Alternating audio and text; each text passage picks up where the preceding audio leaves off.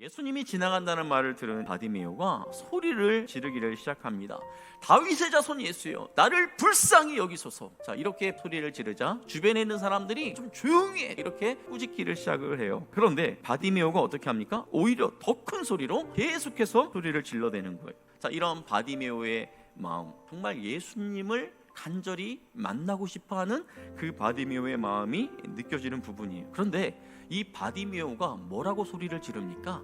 다윗의 자손 예수요. 반복해서 그 다음에도 다윗의 자손 예수요. 이스라엘 백성들에게 있어서 다윗의 자손이라는 이 표현은 메시아, 즉 구원자를 의미하기 때문에 지금 바디메오는 메시아요, 구원자요, 이렇게 외치는 거죠. 그러니까 이 바디메오는 예수님의 존재에 대해서, 그분이 어떤 분이라는 것에 대해서 이미 알고 있었다는 거예요. 이렇게 예수님 앞으로 나온 바디메오에게 예수님께서 물어보세요. 내게 무엇을 하여 주기를 원하느냐? 그가 예수님께 구한 것이 무엇입니까? 오늘 하루 아니면 몇 날 며칠을 견딜 수 있는 돈을 구한 것이 아니었어요. 바디메오가 예수님께 구한 것이 무엇이었습니까? 내가 포기를 원합니다. 어떻게 되었을까요? 예수께서 이르시되 가라, 내 믿음이 너를 구원하였느니라 하시니 그가 곧 보게 되어 예수를 길에서 따르니라. 내 믿음이 너를 구원하였느니라. 예수님의 이 표현은 사실상 이제 병을 고치실 때 자주 쓰시는 중요한 표현이기도 하지만 예수님이 하실 수 있는 최고의 칭찬이기도 해요. 그러니까 지금 예수님께서는 바디메오의 이 믿음을 칭찬하고 계시는 것이죠. 내게 무엇을 하여 주기를 원하느냐? 예수님이 지금 이 순간 여러분들에게 이렇게 질문을 한다면 뭐라고 대답하시겠습니까? 제가 이 질문을 저에게 한번 던져보니까 바디메오의 이 대답이 얼마나 큰 믿음을 내포하고 있는지를 제가 알겠더라고요. 바디메오는 예수님을 그저 동전 몇 푼 던져줄 수 있는 그런 분이 아니라 자신의 눈을 뜨게 해줄 수 있는 메시아, 아니 자신의 인생을 송두리째 바꿀 수 있는 구원자로 믿었기 때문에 이와 같이 대답할 수 있었다라는 것입니다. 바디메오의 모습을 보면서 저는 이런 생각을 하게 되었어요. 그렇구나, 내가 하나님 앞에 구하는 것, 바로 그것이 나의 믿음이구나, 나의 믿음의 수준이구나 하는 생각을 하게 되었습니다. 사실 우리가 예수님이 어떤 분인지, 하나님이 어떤 분인지를 우리가 정확하게 그분의 실체를 우리가 알게 된다면 아마 우리가 기도할 때 하나님께 구하는 그 기도의 제목들이 확 바뀔 거예요. 여러분들이 주님 앞에 기도할 때 어떤 분들은 하나님께서 내게 베푸신 것들이 너무 많아서 구하지 못하겠어요, 뭐 이런 분들이 간혹 있을지 모르겠지만 대부분의 경우 어떻습니까? 하나님을 향한 믿음이 작아서 구하지 못하는 경우가 많지 않습니까? 나는 너를 애굽 땅에서 인도하여 낸 여호와 내 하나님이니 내 입을 크게 열라 내가 채우리라 하였으나, 내 입을 크게 열라 내가 채우리라. 바디메오는 예수님을 만났지만 예수님을 볼 수 없었어요. 그저 자기가 들은 소문에 의해서만 지금 예수님을 알고 있는 거예요. 자, 그리고 아직 십자가의 예수님, 부활하신 그 예수님에 대해서는 알지 못하고 있어요. 왜? 아직까지 십자가의 그 사건이 일어나지 않았기 때문에, 아직 그 부활 사건이 일어나지 않았기 때문에 그 예수님에 대해서 아직 모르는 그 상태에서 지금 바디메오가 예수님을 신뢰하고 예수님 앞에 나아갔다는 것이죠. 그런데 이러한 바디메오에 비해서 우리는 이미 예수 그리스도께서 나를 위하여 십자가에 달려 죽으셨다는 것을 알고 있어요. 또 그 예수님께서 인간에게 있어서 가장 큰 적인 죽음을 이기고 부활하신 전능하신 하나님이라는 그 사실까지 우리는 다 알고 있어요. 그렇다면 우리가 바디메오보다 충분히 더 큰 믿음을 가질 만한 조건이 우리에게 있지 않습니까? 바디메오보다 더 큰 믿음을 가지고 주님 앞에 나아갈 수 있는 그런 사람들 아닙니까? 사랑하는 성도 여러분, 모든 것을 가능케 하시는 그 예수님을 믿고 그 하나님을 믿고 입을 크게 열어 간구할 수 있는 그러한 믿음의 사람들이 다 될 수 있기를 주님의 이름으로 축복합니다. 그리고 그렇게 우리가 입을 크게 벌려 하나님 앞에 간구했을 때 우리의 입을 전능하신 하나님께서 어떻게 채워가실지, 그 놀라운 능력과 은혜를 경험할 수 있기를 주님의 이름으로 축복합니다. 그렇게 눈을 뜨게 된 바디메오가 예수님을 따라가게 돼요. 그 사람은 재물이 많은 고로 이 말씀으로 인하여 슬픈 기색을 띠고 근심하며 가니라.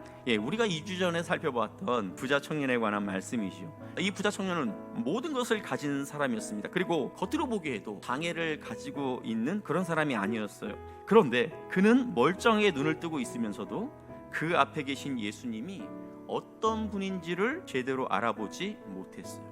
그래서 예수님이 말씀하신 대로 하지 못하고 근심하며 그 자리를 떠나갔어요. 겉으로는 멀쩡했지만 영적으로는 앞을 보지 못하는 그런 사람이었습니다. 그런데 오늘 등장하는 바디메오는 어떻습니까?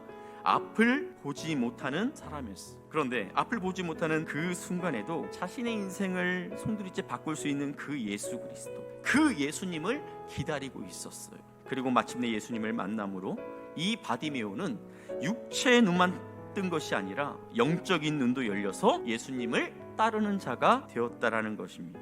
여러분 생각에 이 둘 가운데 누가 더 축복받은 사람이라고 생각이 되십니까? 제가 앞서 소개해드린 석창우 화배, 29살에 이제 이분이 정기감전에서 이제 팔을 다 잃었잖아요. 자신의 인생을 돌아보면서 이렇게 고백했습니다. 손이 있어 내 맘대로 살아온 30년보다 하나님과 함께 살아온 손 없는 36년의 삶이 더 즐겁고 행복했다. 어떻게 이분이 이런 고백을 할 수 있었을까요? 팔을 잃어버리는 이 고난 가운데서도 자신의 그 인생을 향한 하나님의 그 일하심을 본 거예요. 이분의 믿음의 눈이 열려서 그 하나님을 볼 수 있었기 때문에 이와 같이 고백할 수 있는 것 아니겠습니까?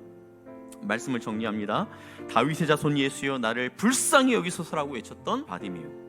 그는 예수님에 대한 소문만 들었지만 하나님은 그의 마음속에 예수님을 향한 믿음과 또 예수님을 만나고자 하는 간절함을 불어넣어 주셨습니다. 그리고 불쌍히 여겨달라는 그의 부르짐에 예수님은 응답하셨어요. 소문만으로 듣던 예수님을 이제 그의 눈으로 볼 수 있게 되었고 예수님을 따라가는 인생이 되었습니다. 예수님을 믿음으로 말미암아 구원받은 우리는 우리 안에 거하시는 그 성령님을 통해서 내 안에 예수님이 함께하고 계시다라는 것을 느낄 수가 있습니다. 그리고 감사한 것은 예수님께서 우리에게 말씀으로만 우리에게 들려주신 것이 아니라 볼 수 있는 복음을 우리에게 주셨다라는 거예요. 예수님은 십자가에 달려 죽으시기 전에 섬김이 무엇인지, 진정으로 낮아지는 것이 무엇인지, 진정한 종이 무엇인지를 보여주기 위해서 제 아들의 발을 일일이 찢겨주면서 각인을 시켜주셨어요.